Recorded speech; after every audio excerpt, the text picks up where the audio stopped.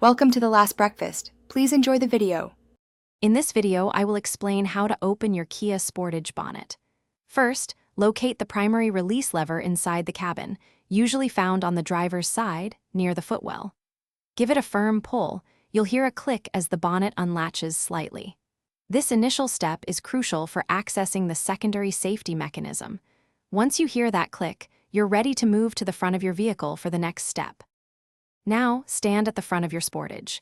Gently lift the bonnet a small amount and reach underneath, near the Kia emblem. You'll feel a secondary safety latch. Depending on your model, you might need to push it to the side or pull it upwards to fully release the bonnet. This latch provides an extra layer of security, so take your time to locate and operate it correctly. With the secondary latch released, you can now lift the bonnet fully upwards.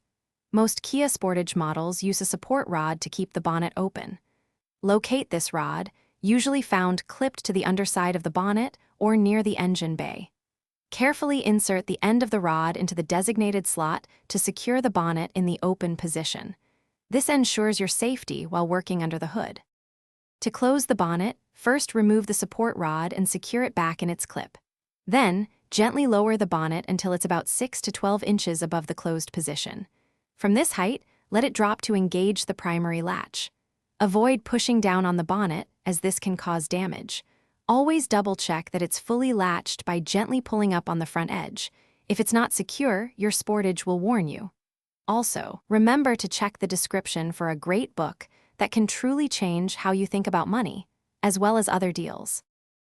Thanks for watching. If this was helpful, leave a like and consider subscribing. See you next time.